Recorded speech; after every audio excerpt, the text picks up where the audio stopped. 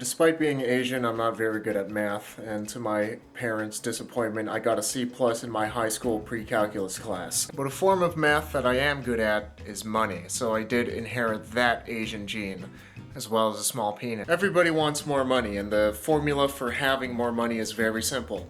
The money you make minus the money you spend equals the money you have. Now, I don't mean to toot my own 4.5-inch horn, but I'm pretty good at saving money so that I can have a simpler life with more money. Here's 5 simple ways that I save money every month, and I promise that none of them involve haggling for mangoes at the Tuesday morning farmer's market. I will pay myself first before I pay anybody else. Whenever I get paid, I will put a chunk of that money, say 20%, into both my savings account and my Roth IRA before anything gets paid. I have a number in my head for my savings account. I like to have $8,500, which equates to about 6 months of my share of expenses. And for my Roth IRA, I like to put in about $600 a month. And I don't make a ton of money. I make about $3,000 a month, and that equals about 20% of my income that goes to just paying myself. And my mindset is that I pay myself before I pay any company. Whenever we're buying stuff, we are paying companies. And it's more important for me to have that money rather than buying the sickest pants at Uniqlo, which I do want.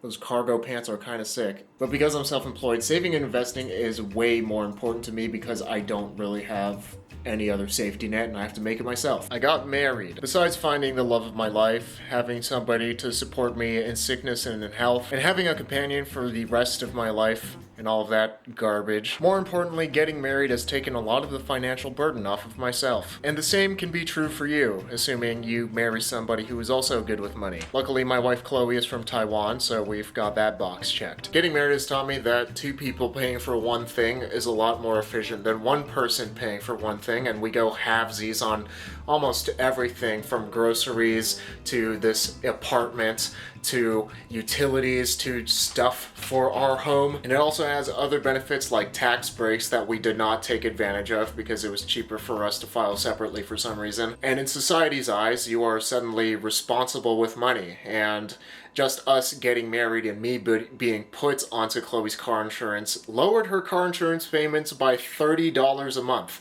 And there's probably a whole list of other reasons getting married is financially a pretty good thing that I haven't even experienced yet. We also really live below our means. Chloe and I don't really struggle with pride or wanting to keep up with the rat race, and we have a pretty clear sense of how much is enough in our lives, how much we need to be happy, and what's really important to us, rather than just trying to keep up with the Joneses and buy a house that we can't afford. Before we got married, we were happily living with my parents for over a year, and we only got our own place now because I was like, we're married, we should move out and do our own thing. And even now, we still live in a 1-bedroom apartment, very luxurious. There are 2 windows in this bedroom, in the suburbs of Sacramento, California. And yeah, California's a pretty expensive place to live in general, but this is on the cheaper end for places that you can get in California that are still not in the middle of nowhere. A lot of money people suggest that your income should be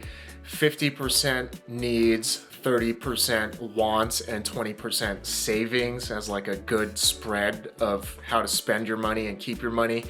And we are spending about 35 to 40% on our needs. So we're well below that, and we don't feel like that we really need anything more than what we have right now, especially since we plan to not have kids and to actually be happy for the rest of our lives. And yeah, there's always going to be the societal pressure of people telling us to have kids or that we should buy a house, but I've done the math, and right now, just renting, we are doing ourselves a favor because the housing market is kind of a dumpster fire right now. And we're actually making more money and saving more money by renting versus buying a house.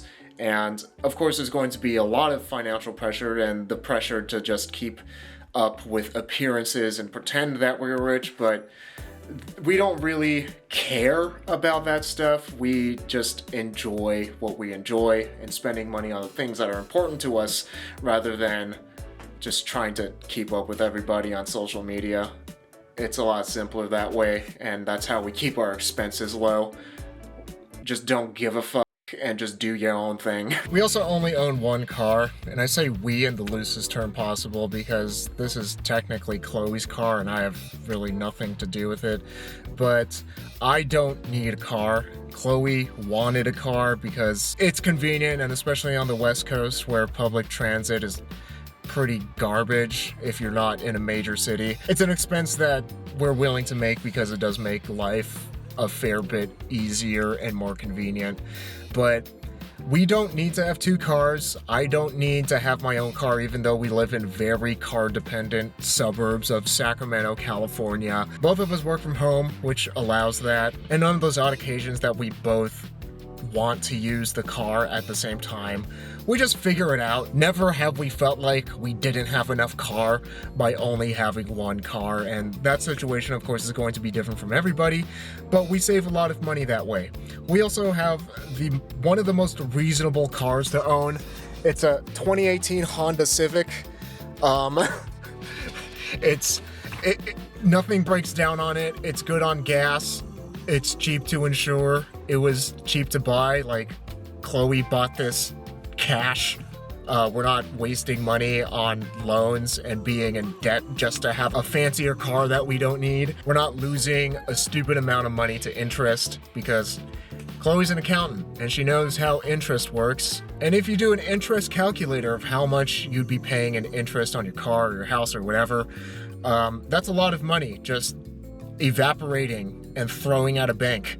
And on top of that, by driving a Honda Civic, we get to validate yet another Asian stereotype. So assuming that you've completely paid off your car and you completely own it yourself, just with maintenance, gas, repairs and maintenance, insurance and registration, the average monthly cost to own a car in the United States is $500. Again, that's without car payments at all. So by only having one car, we are saving $500 a month, $6,000 a year. That's a lot of money. I'm also a sniper when I shop. I make lists for groceries I need to buy or just stuff for the house that I need to buy, and I will only buy things on those lists. This makes shopping a lot easier because I know exactly what I need to buy and I will only buy those things, and it also helps me save money because I'm not buying things that I don't need on impulse. If there's something that I want but I don't absolutely need it, I will then write it down and then wait at least 1 month without thinking about it. I won't watch any reviews. I won't think about it. I will just come back to it 30 days after I write it down, and if I still want it, then I will allow myself to buy it. But what usually happens is after I wait, like right now, like I wrote down socks. Like, that's how big of a cheapskate I am, is that I am not even allowing myself to buy more socks, and I am still waiting to buy socks to see if I really, really want it. Most of the time what happens is that the things from the things I want category will go to things I kinda want, and the things I kinda want will become things I wanted but don't anymore just because I waited. And that saves me a lot of money. These are very expensive purchases that I saved on just by waiting it out. Everybody talks about being successful and having a good job and making money, and a lot of people just completely ignore the other side of the equation, which is not spending money so you can keep money. And although I don't make a ton of money, like $35,000 a year, I do keep most of it, which makes me feel pretty good and pretty financially secure. Is this video hella boring?